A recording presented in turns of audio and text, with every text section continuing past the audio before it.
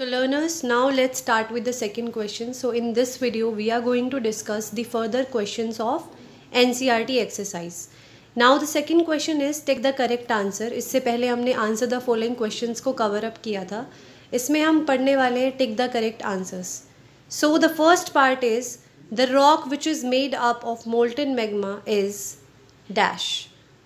ठीक है कि मोल्टन मैग्मा से आपकी कौन सी रॉक बनती है, तो उसमें आपको ऑप्शंस गिवन है, आप बुक से चेक कर सकते हैं. So the correct answer is igneous, क्योंकि मोल्टन मैग्मा से जो सबसे पहली रॉक हमारी बनती है वो इग्नियस रॉक ही होती है. Second is the inner most layer of the earth. So very simple question, inner most layer हमारी कौन सी होती है? कोर होती है, तो बाकी हमारे ऑप्शंस नहीं होंगे. Correct option is B, core. Third है हमारा gold, petroleum and coal are examples of. So gold, petroleum और कोल हमारे किस चीज़ के एग्जाम्पल्स हैं? ये हमारे मिनरल्स हैं. आपको याद हो तो हमने मिनरल वाले टॉपिक में पढ़ा था, कोल, पेट्रोलियम, है ना. तो these are minerals. B option is the correct. Fourth point is rocks which contain fossils are. So हमने पढ़ा था चैप्टर में कि फोसिल फ्यूल्स हमारे सेडिमेंट्री रॉक्स के अंदर पाए जाते हैं. ठीक है, क्यों पाए जाते हैं इसका रीज़न भी हमने पढ़ा था. So the correct answer is a, sedimentary rocks. Fifth point is the thinnest layer of the earth. Thinnest means जो सबसे पतली लेयर हमारी होती है अर्थ की, वो कौन सी होती है? सो वो होती है हमारी crust. So the correct answer is crust. Match the following में आपको काफ़ी सारे ऑप्शंस गिवन है, तो यहाँ पे मैंने आपको डायरेक्ट आंसर समझाने की कोशिश की है ताकि आप वो ईजिली कर सकें. सो द फर्स्ट मैचअप्स में आपका फर्स्ट पार्ट है कोर. सो कोर हम किससे मैच करेंगे? ई ऑप्शन से, that is inner most layer, क्योंकि ये हमारी इनर मोस्ट लेयर होती है. Second option is minerals. तो मिनरल्स क्या होते हैं? D option, that is has definite chemical composition, जिनकी एक डेफिनेट केमिकल कॉम्पोजिशन होती है.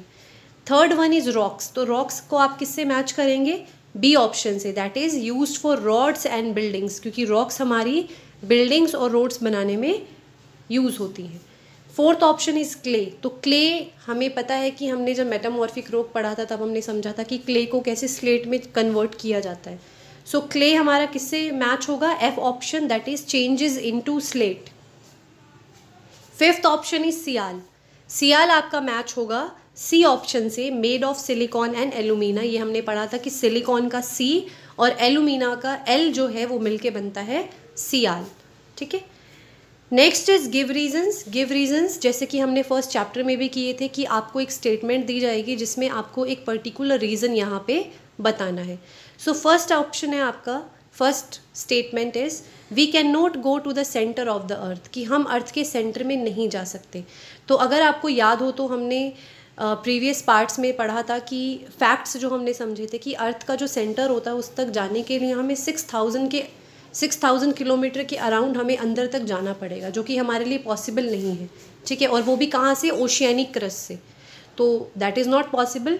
सो रीजंस क्या है यहाँ पे? We can not go to the centre of the earth because of the following reasons. दो रीजंस मैंने यहाँ पे मेंशन किए हैं.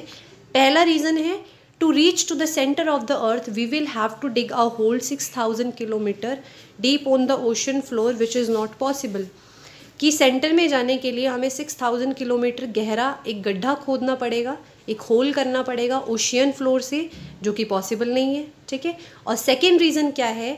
The temperature at the centre of the earth is too high. अगर आपने देखा हो तो मैंने आपको जब कोर समझा रही थी उस टाइम पे मैंने आपको बताया था कि ये जो लेयर होती है वो बहुत ही ज़्यादा गर्म होती है, यहाँ पे टेम्परेचर बहुत हाईएस्ट होता है. सो ये भी एक कारण है कि जिसकी वजह से हम अर्थ के सेंटर तक नहीं जा सकते, क्योंकि वहाँ पे इतना टेम्परेचर होता है कि हमारी बॉडी उसको टॉलरेट नहीं कर सकती. सेकेंड है आपका statement sedimentary rocks are formed from sediments, कि सेडिमेंट्री रॉक हमारी सेडिमेंट से बनती है. तो बिल्कुल बनती है, हमने समझा था. सेडिमेंट्स क्या होते हैं? These are the small fragments which form due to breaking of rocks. जब रॉक्स चट्टानें टूटती हैं तो छोटे छोटे सेडिमेंट्स बनते हैं. And the sediments are transported and deposited by wind, water etcetera. यही सेडिमेंट्स पानी या फिर हवा के थ्रू डिपॉजिट हो जाते हैं. And these loose sediments are compressed and harden to form layer of rocks. और धीरे धीरे डिपॉजिट होकर एक के ऊपर एक लेयर ऐसे फॉर्म होती चली जाती है और यही हमारी बनती है sedimentary rocks. Third is limestone is changed into marble. Limestone क्या है? ये एक सेडिमेंट्री रॉक है और मार्बल क्या है हमारा, मेटामॉर्फिक रॉक है। सो पहले हम यही बताएंगे कि limestone is a sedimentary rock and marble is a metamorphic rock. So marble is formed from limestone when the limestone is affected by heat and high pressure during a process known as metamorphism। हमने पढ़ा था कि igneous और sedimentary rocks को कुछ conditions दी जाती हैं और फिर उनको मेटामॉर्फिक रॉक्स में चेंज किया जाता है। तो लाइमस्टोन एक सेडिमेंट्री रॉक है, तो उसको मार्बल में चेंज करने के लिए उसको एक पर्टिकुलर हीट और प्रेशर दिया जाएगा, हाई प्रेशर पे उसको रखा जाएगा और फिर उसको मार्बल में चेंज किया जाएगा। और ये जो प्रोसेस होता है जिसमें हम मेटामॉर्फिक रॉक को बनाते हैं, that is known as metamorphism. So these are the NCERT questions. In next video we will discuss the extra questions of the chapter. So I hope कि आपको वीडियो क्लियर है। तो अगर आपको क्वेश्चंस क्लियर हैं और अगर आपको जो एक्सप्लेनेशन है वो पसंद आया है, so please like my video और चैनल को भी सब्सक्राइब कीजिए ताकि ऐसे ही फर्दर आपको इंटरेस्टिंग वीडियोस मिलती रहें। So thank you so much for watching.